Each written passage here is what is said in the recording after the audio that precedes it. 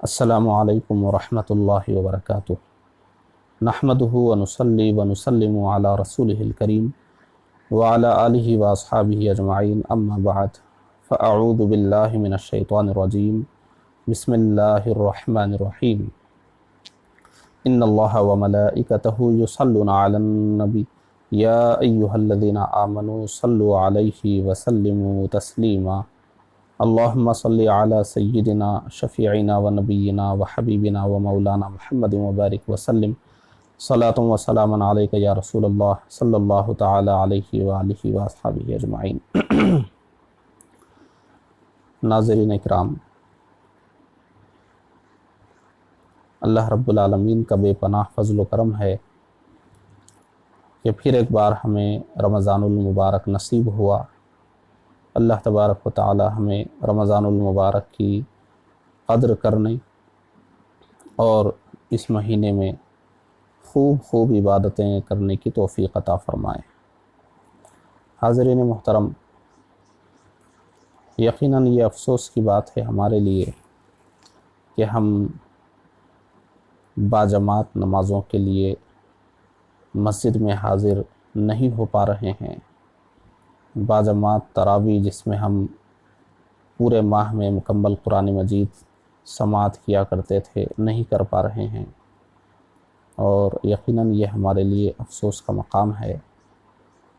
لیکن میں ایک دوسرے زاویے سے بھی ان حالات کو دیکھ رہا ہوں، وہ یہ ہے کہ پچھلے رمضانوں میں ہمارا مشاہدہ ہے کہ جب بازار چل رہے تھے اور لوگ اپنے اپنے کاروبار پر تھے، دکانیں چل رہی تھی، مزدوریاں چل رہی تھی، بہرحال معمول کے مطابق دنیا چل رہی تھی، تو اب غور کیجئے کہ پچھلے رمضانوں میں کیا ہوتا تھا۔ آپ یاد کیجئے، ہمارے بہت سارے بھائی ایسے تھے جو روزہ نہیں رکھتے تھے، اور وہ عذر یہی پیش کرتے تھے کہ ہم بہت سخت کام کرتے ہیں، دھوپ میں کام کرنا ہوتا ہے، دھوپ میں پھرنا پڑتا ہے، اور محنت بہت زیادہ ہوتی ہے، ہم بھوک پیاس برداشت نہیں کر پاتے ہیں، چکر آنے لگتا ہے، کمزوری کا احساس ہونے لگتا ہے، روزہ رکھ بھی لیں تو 4-5 دن کے بعد پھر کام ہم سے بہت تکلیف کے ساتھ ہوتا ہے۔ مختلف باتیں وہ کہتے تھے۔ آپ غور کر لیں، آپ خود شہر حیدرآباد کے حوالے سے غور کر لیں، یا کسی بھی شہر کے حوالے سے غور کر لیں، جو بڑی بڑی ہوٹلیں ہیں، ان کے جو مالکان ہیں یا اس میں جو مسلمان ملازم تھے، کام کرنے والے ہیں، یا وہ پکوان کرنے والے ہیں، یا کپڑے کی دکانیں ہیں، ان میں کام کرنے والے مسلمان بھائی ہیں ہمارے، یا اور سخت قسم کی مزدوری کرنے والے مسلمان بھائی ہیں، بہت سارے جو پچھلے سالوں میں یہ کہتے تھے کہ روزہ ہم نہیں رکھ سکتے، بہت مشکل ہے روزے کے ساتھ کام۔ تو میں اس بار دیکھ رہا ہوں کہ ایسے بہت سارے مسلمان روزہ رکھ رہے ہیں، کیونکہ اب تو ان کو کام پر جانا نہیں ہے، اور اب تو ان کی ویسی مصروفیت نہیں ہے، تو وہ بھی روزہ رکھ رہے ہیں اور نمازیں پڑھ رہے ہیں، تراویح پڑھ رہے ہیں۔ بہرحال قرآن مجید کی تلاوت، کتنے لوگ جنہوں نے قرآن مجید کھول کر نہیں دیکھا تھا، اب لاک ڈاؤن میں وہ بند ہیں گھروں میں، تو قرآن مجید نکال رہے ہیں جزدانوں میں سے، طاقوں میں سے، محرابوں میں سے، اور اس کو کھول کر پڑھنے کی کوشش کر رہے ہیں کہ ہم نے کبھی پڑھا تھا، لاؤ دیکھیں ابھی آتا ہے یا نہیں آتا ہے۔ بہرحال میں اس زاویے سے بھی دیکھ رہا ہوں، تو کچھ تسلی ہو جاتی ہے کہ چلو کچھ تلافی بھی ہو رہی ہے۔ بہرحال واقعات کو ہمیں گہرائی سے دیکھنا چاہیے۔ یقیناً قرآن مجید کے بیان کے مطابق واقعات میں عبرت ہوتی ہے، اس سے ہمیں عبرت حاصل کرنا چاہیے، اور نصیحت حاصل کرنا چاہیے، سبق حاصل کرنا چاہیے۔ بہرحال ہماری جو آج کی ویڈیو ہے اس کا یہ موضوع نہیں تھا، چونکہ بہت دنوں کے بعد رمضان المبارک میں پہلی بار ہم آپ سے مخاطب ہوئے تو ہم نے یہ باتیں کہہ دی۔ اصل بات یہ ہے کہ ماہ رمضان المبارک میں پچھلے سالوں میں ہم کتب خانہ شاہ مرداں و ابو حنیفہ اسلامک ریسرچ سینٹر شاہ صاحب گٹا محبوب نگر میں مکمل رمضان المبارک بعد نماز تراویح درس تفسیر کا اہتمام کیا کرتے تھے، اور اس سال بھی ارادہ تھا لیکن لاک ڈاؤن کی وجہ سے ایسا نہیں ہو سکتا، تو ہم نے ان درسوں کو منسوخ کر دیا تھا۔ پھر رمضان المبارک کی آمد ہوئی اور ہمارے بہت سارے احباب نے اصرار کیا کہ ریکارڈنگ کے ذریعے ہی صحیح روزانہ وہ درس تفسیر کا سلسلہ جاری کیا جائے اور رمضان المبارک میں ہم درس تفسیر سن سکیں۔ تو ان کے اصرار پر میں نے اپنی سعادت سمجھتے ہوئے یہ ارادہ کیا کہ ہم پچھلے سالوں کی طرح اس سال بھی قرآن مجید سے کچھ باتیں لوگوں کو سمجھانے کی کوشش کریں۔ ہمارا طریقہ کار یہ ہوگا کہ ہر روز ایک پارے سے ہم وہ ضروری منتخب حصے آپ کے سامنے پیش کریں گے جن کی ہمیں زیادہ ضرورت ہے، یعنی ہم مکمل ایک پارے کی تفسیر تو نہیں بیان کر سکتے مختصر سی ویڈیو میں۔ پہلے پارے میں جو کچھ عوام کے لیے زیادہ بہتر ہوگا، دوسرے پارے میں جو کچھ زیادہ بہتر ہوگا، اس طرح ہم منتخب کریں گے ہر پارے میں سے اور مختصر تشریح کے ساتھ پیش کرنے کی کوشش کریں گے۔ مقصد یہ ہوگا کہ آپ یہ جان لیں کہ اللہ تبارک و تعالیٰ نے قرآن مجید میں کیا بیان فرمایا ہے۔ تو اس طریقہ کار سے ہم تفسیر پیش کریں گے۔ آج ہم پہلے پارے کی تفسیر نہیں پیش کر رہے ہیں، بلکہ وہ ہم کل سے پیش کریں گے۔ آج کچھ باتیں آپ سے ضروری باتیں بیان کرنا ہے، وہ یہ ہیں کہ ہم دیکھ رہے ہیں کہ لوگوں میں شعور پیدا ہو رہا ہے کہ قرآن مجید کو سمجھنا چاہیے۔ لاکھوں لوگ قرآن مجید کے حوالے سے اس وقت دنیا میں بیدار ہو رہے ہیں۔ قرآن مجید کے ترجمے خریدے جا رہے ہیں، ٹرانسلیشن کی کتابیں خریدی جا رہی ہیں، اور جو انٹرنیٹ کی دنیا میں ٹرانسلیشن کے جو ایپ ہیں وہ بہت کثرت سے ڈاؤن لوڈ کیے جا رہے ہیں، ریکارڈنگ سنی جا رہی ہے۔ بہرحال ایسا محسوس ہو رہا ہے کہ قرآن مجید کو سمجھنے کے تعلق سے بیداری آ رہی ہے۔ تو قرآن مجید کو کس طرح سمجھنا ہے، اس پر آج ہمیں کچھ سننا ہے۔ سب سے پہلے تو میں اس ویڈیو میں جو اہم بات رکھنے والا ہوں اس کی طرف اشارہ کروں گا، وہ یہ ہے کہ بہت سارے لوگ یہ سمجھتے ہیں کہ قرآن مجید سمجھنے کا مطلب یہ ہے کہ ہم قرآن مجید کا ترجمہ یعنی ٹرانسلیشن پڑھ لیں، اور جو بھی ہمیں وہ ترجمے اور ٹرانسلیشن سے سمجھ میں آتا ہے ہم اسی کو قرآن سمجھتے ہیں، اور ترجمے اور ٹرانسلیشن سے ہٹ کر جو تفسیر کی کتابیں ہیں ان کے بارے میں سمجھتے ہیں کہ ان کا قرآن سے کوئی لینا دینا نہیں ہے، یہ مفسرین کی بیان کی ہوئی باتیں ہیں یا علماء کی لکھی ہوئی باتیں ہیں۔ ہمیں خالص قرآن مجید سمجھنا چاہیے۔ وہ کیا ہے؟ قرآن مجید کا ترجمہ ٹرانسلیشن ہم پڑھ لیں، بس وہی قرآن ہے، باقی باتیں وہ اضافی ہیں، ایسا ہم سمجھتے ہیں، بہت سارے لوگ سمجھتے ہیں۔ اور ان کو آپ درس تفسیر کے نام سے بٹھائیے تو وہ کہیں گے کہ آپ ہمیں صرف قرآن کا ترجمہ سنائیے،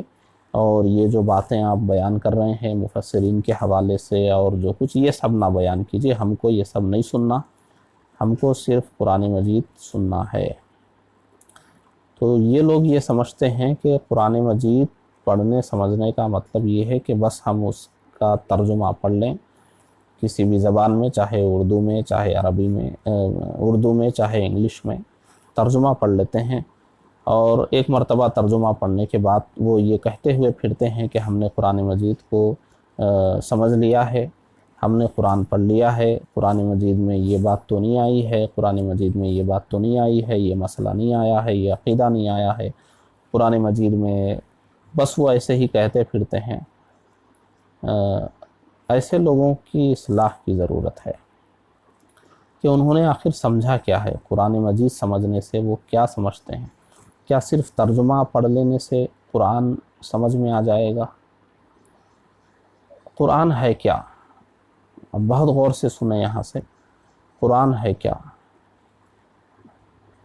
میں آج کے بیان میں یہی سمجھانا چاہوں گا کہ قرآن مجید کے جو ترجمے آج ہم کو ملتے ہیں اردو زبان میں یا انگریزی میں، صرف وہ ترجمہ ہی قرآن نہیں ہے، بلکہ وہ صرف قرآن کا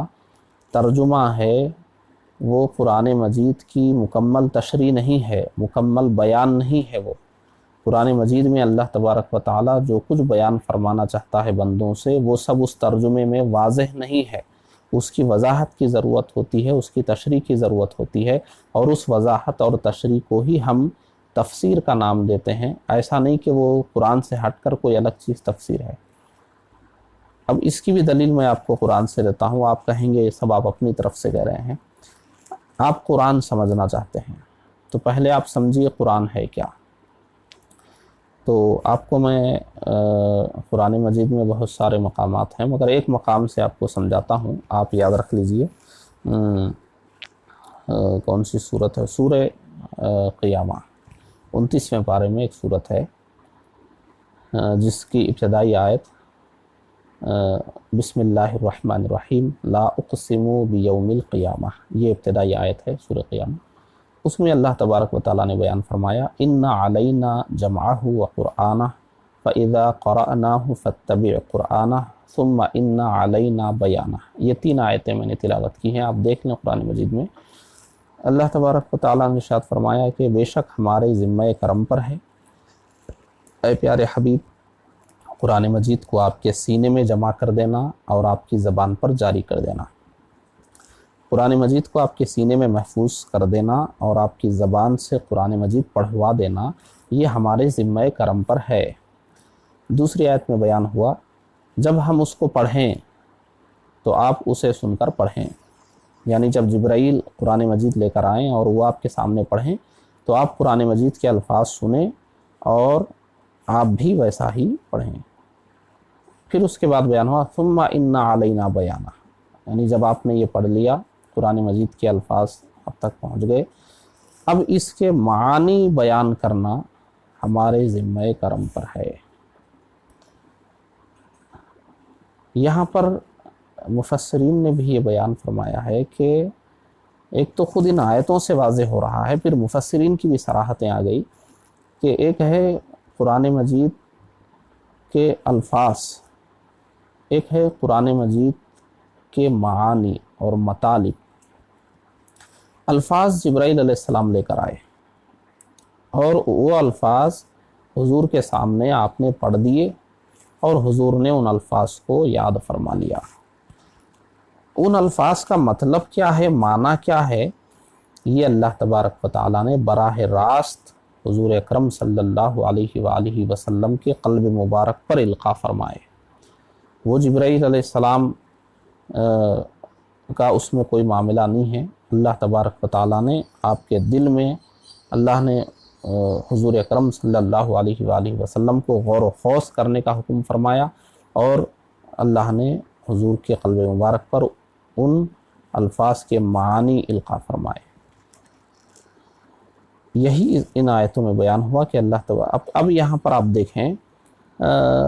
آپ سمجھتے ہیں کہ صرف ترجمے سے قرآن سمجھ میں آ جائے گا، ٹرانسلیشن میں سب ہو جائے گا، تو آپ مجھے بتائیں، آپ کو عربی نہیں آتی ہے تو آپ کو ٹرانسلیشن کی ضرورت ہے، ترجمے کی ضرورت ہے، لیکن حضور تو عربی تھے،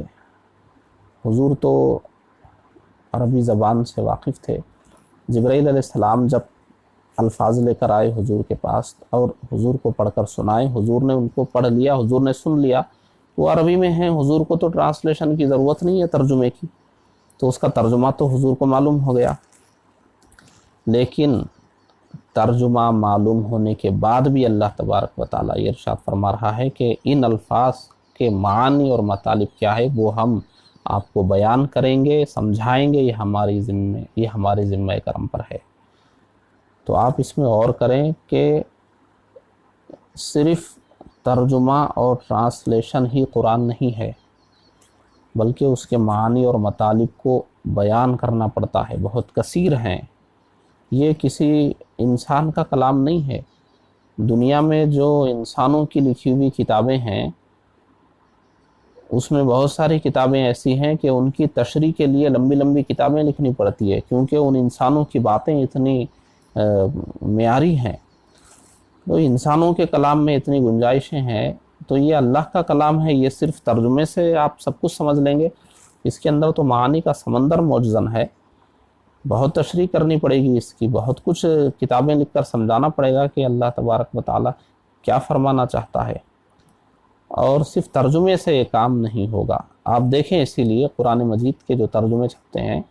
تو ترجمے کے ساتھ مختصر تشریح بھی دی جاتی ہے، اسی کو ہم تفسیر کا نام دیتے ہیں۔ تو یہ جو ترجمے ہوتے ہیں اور ترجموں کے ساتھ مختصر تشریح ہوتی ہے، یہ قرآن مجید کو سمجھنے کی ابتدا ہے، یہیں پر انتہا نہیں کر دینا ہے، بلکہ ہم کو آگے بھی جانا ہے۔ تو آیت کریمہ یہ بتا رہی تھی کہ اللہ تبارک و تعالیٰ نے الفاظ حضور پر نازل فرمائے، پھر معانی کا القاء فرمایا حضور کے قلب اطہر پر۔ تو قرآن الفاظ اور معانی سب کا نام ہے۔ اچھا، پھر دوسری دلیل میں آپ کو دیتا ہوں۔ اگر ترجمے سے ہی آپ کو قرآن سمجھ میں آ جاتا تو حضور پر جو قرآن نازل ہوا، حضور نے وہ الفاظ صحابہ کو بیان فرمائے، اور صحابہ بھی عربی جانتے تھے، ان کو تو ٹرانسلیشن کی ضرورت نہیں تھی، سمجھ لیجئے ان کے لیے ترجمہ بھی ہو گیا۔ تو پھر انہیں حضور سے کیوں پوچھنا پڑتا تھا کہ اس آیت کا مطلب کیا ہے، اس آیت کے معانی کیا ہیں، اللہ تبارک و تعالیٰ کیا بیان فرمانا چاہتا ہے؟ پھر قرآن مجید میں بھی اللہ نے فرمایا کہ سورہ جمعہ کی آیت آپ پڑھ لیں، هو الذی بعث فی الامیین رسولا منہم یتلو علیہم آیاتہ ویزکیہم ویعلمہم الکتاب والحکمہ۔ اس آیت میں آپ دیکھیں اللہ نے بیان فرمایا کہ اللہ ہی ہے جس نے امیوں میں ایک رسول کو مبعوث فرمایا جو قرآن کی تلاوت کرتے ہیں ان لوگوں پر، اور انہیں پاک و صاف فرماتے ہیں، ان کا تزکیہ کرتے ہیں، اور اللہ کی کتاب قرآن مجید کا علم انہیں دیتے ہیں۔ تو اب یہاں دو باتیں ہو گئی۔ پہلی بات یہ کہ پہلے تو حضور قرآن مجید پڑھ کر سناتے ہیں ان کو، یتلو علیہم آیاتہ، اللہ کی آیتیں ان پر تلاوت کرتے ہیں۔ جب حضور نے یہ تلاوت کر دی صحابہ کے سامنے تو صحابہ کو ترجمہ بھی معلوم ہو گیا، کیونکہ وہ عربی داں ہیں، لیکن اتنے پر بس نہیں کیا گیا۔ آگے اللہ نے فرمایا وَيُعَلِّمُهُمُ الْكِتَابَ، اللہ کی کتاب کا علم دیتے ہیں ان کو، یعنی حضور پھر سمجھا کر ان آیتوں سے کیا مراد ہے وہ بیان فرماتے ہیں۔ تو صرف ترجمہ کافی ہوتا تو حضور کا تلاوت کر دینا کافی ہوتا صحابہ پر، پھر انہیں الگ سے سمجھانے کی کیا ضرورت ہوتی؟ تو یہ جو الگ سے حضور سمجھا رہے ہیں، تو یہ جو حضور نے صحابہ کو سمجھایا، انہی روایتوں کو ہم تفسیر کہتے ہیں۔ تو ایک بات اتنی فائنل ہو گئی کہ جو لوگ یہ سمجھ رہے ہیں کہ قرآن مجید صرف ترجمہ پڑھ کر ہم سمجھ لیں گے، ٹرانسلیشن پڑھ کر ہم ساری قرآن مجید سمجھ لیں گے، یہ ان کی غلط فہمی ہے۔ تو قرآن کس طرح سمجھنا ہے؟ تو پہلا نظریہ یہ بٹھا لیجئے کہ قرآن مجید کو سمجھنے کا ذریعہ کیا ہے۔ سمجھنے کا ذریعہ اب آپ سن لیں، چونکہ ہم یہ عوام سے خطاب کر رہے ہیں، بہت زیادہ علمی اور گہرائی ہم یہاں پیش نہیں کر سکتے، جہاں تک وہ آسان بات پیش کرنا ہے۔ اب جتنی بات میں نے ابھی تک بیان کی اس کی روشنی میں آپ سمجھیں کہ قرآن کو سمجھنے کے لیے وہ باتیں ہم کو معلوم ہونا ضروری ہے جو قرآن کی تلاوت کے بعد حضور نے بطور تشریح صحابہ کو بیان فرمایا۔ وہ جو بطور تشریح، بطور بیان حضور نے، پہلے تو وہ بیان اللہ کے پاس سے نبی کے پاس آیا کہ پہلے تو وہ الفاظ آئے قرآن کے، پھر معانی مطالب اللہ نے حضور کے دل پر القاء فرمائے، اور پھر قرآن مجید ہی میں اللہ نے یہ اندیا بھی بندوں کو دے دیا کہ نبی جو بیان کرتے ہیں وہ اللہ کی جانب سے بیان کرتے ہیں، اپنی خواہش سے نہیں بیان فرماتے۔ تو حضور نے قرآن کی توضیح و تشریح میں جو کچھ بیان فرمایا وہ من جانب اللہ ہے، تو قرآن ہی ہے، وہ قرآن سے الگ نہیں ہے۔ تو وہ جو حضور نے صحابہ کو تعلیم دی اس کو ہم تفسیری روایتیں کہتے ہیں، دوسرے الفاظ میں آپ سمجھے تو تفسیری حدیثیں، یعنی وہ حدیثیں جن میں حضور نے قرآن کی تفسیر بیان کی ہے، تو تفسیری حدیثیں۔ اور وہ تفسیری حدیثیں صحابہ کرام سے حضور نے بیان فرمائی۔ تو حضور نے صحابہ کو وہ روایتیں بیان فرمائی، صحابہ کرام نے ان روایتوں کو سنا اور ان روایتوں کو اچھی طرح سمجھا، اور پھر ان صحابہ کرام نے بعد والوں کو سمجھایا۔ تو اب صحابہ کرام میں آپ دیکھیں کچھ صحابہ کرام بہت مشہور تھے تفسیری روایات کے لیے، قرآن فہمی کے لیے، جیسے خود خلفائے راشدین ہیں، ان کے علاوہ حضرت عبداللہ بن عباس رضی اللہ عنہ ہے، حضرت عبداللہ بن مسعود رضی اللہ عنہ ہے، حضرت ابی بن کعب رضی اللہ عنہ ہے، حضرت زید بن ثابت رضی اللہ عنہ ہیں، مشہور ہیں یہ سب مفسرین صحابہ کی حیثیت سے۔ تو انہوں نے نبی سے ان تفسیری روایتوں کو سنا، پھر ان تفسیری روایتوں کو انہوں نے اپنے شاگردوں سے بیان کیا، یعنی تابعین سے۔ تو نبی سے وہ روایتیں صحابہ نے لی، پھر وہ روایتیں تابعین تک آئیں۔ اب اس کے بعد پھر انہی روایتوں کو کتابوں میں جمع کیا جانے لگا۔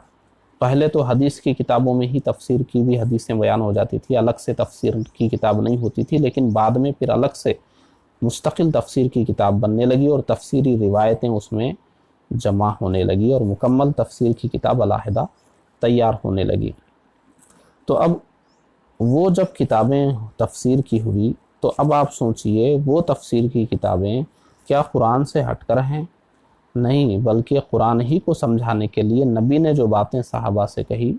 اور پھر صحابہ نے تابعین سے کہیں، تابعین نے تابعین سے کہیں، تو وہی بات کے ادوار میں کتابوں میں لکھ دی گئی۔ اچھا، پھر دوسری بات یہاں پر جب قرآن مجید کی تشریح ہوتی ہے تو اس میں دو چیزیں ہوتی ہے، ایک کو ہم تفسیر کہتے ہیں، ایک کو ہم تعویل کہتے ہیں۔ تفسیر کیا ہوتی ہے؟ تفسیر کا مطلب یہ ہے کہ اللہ تبارک و تعالیٰ نے جو بیان کیا ہے آیت کریمہ میں وہ ہے تفسیر، اور وہ یا تو حضور بیان کریں گے یا حضور سے سیکھنے والے صحابہ بیان کریں گے جو حضور کی باتوں کو اچھی طرح سمجھتے ہیں، یا پھر وہ صحابہ کے شاگردین بیان کریں گے، یعنی اس میں روایت چاہیے، وہ روایت چاہیے اس میں، یہ تفسیر ہے۔ اور ایک ہوتا ہے تعویل، کیا ہے وہ میں آپ کو بتاؤں، جو بڑے بڑے اکابر گزرے ہیں امت کے، جن کی پوری زندگی قرآن سمجھنے میں لگ گئی، جنہوں نے قرآن کے الفاظ میں گہرائی سے غور کیا، حضور صلی اللہ علیہ وآلہ وسلم کی احادیث طیبہ میں بہت گہرائی سے غور کیا، اور انہوں نے قرآن و حدیث کے مزاج کو سمجھا، اور انہوں نے سمجھا کہ کیا چیز قرآن و حدیث کے مطابق ہے، کیا چیز قرآن و حدیث کے مزاج کے خلاف ہے۔ انہوں نے صحابہ کے اقوال کو بہت گہرائی سے سمجھا، انہوں نے تابعین کے اقوال کو بہت گہرائی سے سمجھا، اور ان جتنے علوم دینیہ ہیں وہ اس کے ماہر، عربی زبان کے ماہر، عربی اسالیب کے ماہر، دین کے تمام شعبوں کے ماہر، جن کی ساری زندگی اسی میں گزر گئی، انہوں نے قرآن مجید کی آیتوں سے عربی اسلوب کے اعتبار سے، اس وقت کے حضور کے زمانے کے اعتبار سے اور دین کی سمجھ کے اعتبار سے انہوں نے جو معنی آیت کا بیان کیا کہ آیت سے یہ بھی سمجھ میں آتا ہے، اسی کو ہم تعویل کہتے ہیں، اور اس کو ہم تفسیر نہیں کہتے، وہ تعویل ہوتی ہے، وہ مجتہدین فرماتے ہیں، اور ان کی بات بھی معتبر ہوتی ہے، کیونکہ اللہ تبارک و تعالیٰ نے قرآن مجید میں خود فرمایا ہے کہ اللہ کی اطاعت کرو، اللہ کے رسول کی اطاعت کرو، اور جو اولی الامر ہیں ان کی اطاعت کرو۔ یہ اولی الامر کون ہیں؟ یہ امت کے وہی بندے ہوتے ہیں جو اللہ اس کے رسول کے کلام کا مزاج سمجھتے ہیں، شریعت کی حقیقت اور اس کے راز، اس کے اسرار و رموز کو جانتے ہیں، اور وہ ایسی مہارت ان کو حاصل ہوتی ہے کہ وہ اپنی مہارت کی روشنی میں ہر قول و فعل کو دیکھتے ہیں کہ یہ قرآن و حدیث کے مطابق ہے یا خلاف ہے۔ تو جب اس مقام پر پہنچ جاتے ہیں کچھ امتی، تو پھر وہ مجتہدین کے درجے پر فائز ہوتے ہیں اور امت کو ان کی بھی پیروی کرنی ہوتی ہے۔ تو یہ تعویل ہوتی ہے، اور تفسیر ہو چاہے تعویل ہو، تفسیر میں یہ یقین ہوتا ہے کہ یہ اللہ کی مراد ہے، اللہ تبارک و تعالیٰ یہی فرمانا چاہتا ہے۔ تعویل میں ایسا یقین نہیں ہوتا، گمان غالب ہوتا ہے، اس میں یہ ہوتا ہے کہ اس آیت کا یہ معنی بھی سمجھ میں آتا ہے، یہ رہنمائی بھی ملتی ہے اس آیت سے، یہ ہوتا ہے۔ تو خلاصہ یہ ہوا کہ قرآن مجید ہم کو سمجھنا ہے تو ہمیں سلسلہ وار طریقے سے صحابہ سے جو تفسیری روایتیں چلی آ رہی ہیں اور تابعین سے جو روایتیں چلی آ رہی ہیں، اور جو صحابہ میں مفسر صحابہ گزرے، تابعین میں مفسر تابعین گزرے، طب تابعین میں مفسر طب تابعین گزرے، ان کے تفسیر کے حوالے سے جو کام ہیں، جو کتابیں ہیں، جو روایتیں ہیں، ان کو ہمیں ضرور پڑھنا ہوگا، اور انہی کی روشنی میں ہم کو قرآن مجید سمجھنا ہوگا۔ اب ہم ان سب کو قرآن سے علیحدہ کر دیں کہ یہ سب تو یہ اللہ نے نازل نہیں کیا، یہ سب بات کے لوگوں کی لکھی ہوئی باتیں ہیں، ایسی باتیں ایک سچا پکا مسلمان نہیں کرتا۔ ایسی باتیں وہ لوگ کرتے ہیں جو غیر مسلم کچھ اسلام کو پڑھنا چاہتے ہیں، یا وہ عیسائی یا یہودی جو اسلام کو نشانہ بنانا چاہتے ہیں، وہ لوگ ایسی باتیں کرتے ہیں، یا پھر وہ نادان لوگ جو بس کسی کی رہنمائی لیے بغیر خود سے ایسا کچھ سمجھ لیتے ہیں، ایسا سمجھتے ہیں۔ یہ سب باتیں ختم کرنی چاہیے، اور قرآن مجید آپ کو ضرور سمجھنا ہے، اور قرآن مجید سمجھنے کے لیے آپ کو کتب تفسیر پڑھنا ہی ہوگا۔ کتب تفسیر کو پڑھے بغیر آپ قرآن مجید نہیں سمجھ سکتے ہیں، یہ ایک فائنل بات ہے، اٹل بات ہے، کیونکہ قرآن مجید صحابہ کرام جو حضور کے زمانے میں حضور کے خدمت میں حاضر تھے، حضور کی زبان سے قرآن کے الفاظ سننے کے بعد بھی انہیں مزید تشریح کی ضرورت ہے، تو 1400 سال گزرنے کے بعد امتیوں کو صحابہ کی تشریحات کی، تابعین کی تشریحات کی، طب تابعین کی تشریحات کی، ائمہ امت کی تشریحات کی اور ان کی تفسیروں کی کتنی ضرورت ہے، آپ اس کا اندازہ کر سکتے ہیں۔ اب دوسری بات، اب ہم آ گئے کہ ہمیں تفسیروں کے ذریعے قرآن مجید سمجھنا چاہیے۔ اچھا، ایک بات میں اور بھی یہاں کہہ دیتا ہوں، جو لوگ یہ سمجھتے ہیں کہ نہیں ہم قرآن کے ترجمے سے ہی ہم تفسیر یعنی اللہ کا کلام سمجھیں گے، ہمیں تفسیریں وغیرہ نہیں چاہیے، تو میں ان کی معلومات کے لیے عرض کر دوں، قرآن مجید میں ہم آپ کو 50 60 100 200 نہیں، سینکڑوں آیتیں آپ کو ایسی ہم دے سکتے ہیں کہ محض اس کے ترجمے سے آپ اس کا معنی نہیں سمجھ سکتے، آپ کو تفسیر کا سہارا لینا ہی پڑے گا۔ صرف اس کا ترجمہ، صرف ترجمہ ہی آپ کو سب کچھ بتا دے، ایسا نہیں ہو سکتا۔ آپ کو کچھ نہ کچھ اس کی تشریح جاننی پڑے گی اور کتب تفسیر کی طرف رجوع کرنا پڑے گا۔ اب ہم اس کی مثالیں نہیں پیش کر سکتے، ویڈیو بہت لمبی ہو جائے گی، مگر کبھی پھر کوئی اس موضوع پر ہم بات کر سکتے ہیں، لیکن یہ بات ہم یقین سے کہہ رہے ہیں کہ قرآن مجید کی بہت سی آیتیں ہم ایسی آپ کے سامنے پیش کر سکتے ہیں کہ محض ٹرانسلیشن اور ترجمے سے آپ اس کا مطلب نہیں جان سکتے جب تک کہ تفسیر کی تشریحات اس کے ساتھ نہ لگائیں۔ اسی لیے ترجمہ قرآن کے ساتھ مختصر تشریحات لگائی جاتی ہیں۔ بہرحال ہم آ گئے کہ اب ہمیں تفسیر کے ذریعے اب کون سی تفسیر پڑھنا چاہیے، کس تفسیر سے، تفسیروں کی بھی ایک بہت بڑی دنیا ہے، لاکھوں کتابیں تفسیر کی ہیں، تو میں مختصراً عوام سے چونکہ میں خطاب کر رہا ہوں اور اردو داں عوام سے خطاب کر رہا ہوں، اس لیے عربی تفسیروں کی میں بات نہیں کرتا، اردو میں جو تفسیریں رائج ہیں میں ان کی بات کرتا ہوں، اور میں علماء اہل سنت و جماعت پر اعتماد کرتا ہوں، اور انہی کی لکھی ہوئی تفاسیر کی روشنی میں قرآن مجید سمجھنے کی کوشش کرتا ہوں، کیونکہ علماء اہل سنت ہی ہیں جنہوں نے قرآن مجید کے ترجمے اور تفسیر میں خیانت نہیں کی ہے، اہل سنت و جماعت کے علاوہ جو دیگر ہیں ان میں آپ کو بہت مثالیں ملیں گی جو انہوں نے ٹھوکریں کھائی ہیں، خیانتیں کی ہیں، یا اپنے مذہب و مسلک کی ترویج کے لیے انہوں نے کچھ کیا ہے۔ بہرحال ادھر میں نہیں جاتا۔ آپ کو کون سی تفسیریں پڑھنی چاہیے یا قرآن مجید کیسے سمجھنا چاہیے؟ تو پہلی بات، جو علماء اہل سنت درس تفسیر دے رہے ہیں ان کے درس تفسیر کو آپ سنیں۔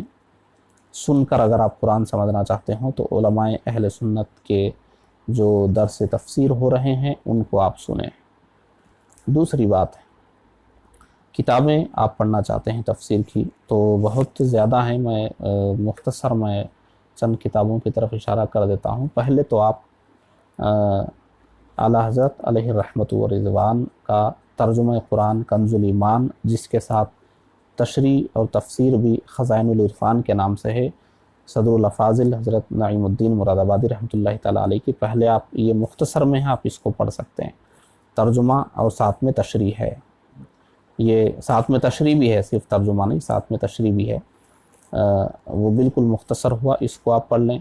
اب اس کے بعد اب آئیں اوسط درجے پر، تھوڑا اور زیادہ تشریح میں آپ کو جانا ہے تو آپ اوسط درجے کی جو تفاسیر ہیں، آپ شیخ الاسلام والمسلمین علامہ سید مدنی میاں قبلہ مدہ ظلہ العالی کی تفسیر اشرفی آپ پڑھیں، معتدل تفسیر، جس میں آپ نے قدیم کتب تفاسیر سے روایتوں کو بیان فرمایا اور اس کی صراحت آپ نے شروع میں بھی فرما دی، آپ اس کو پڑھیں۔ اس میں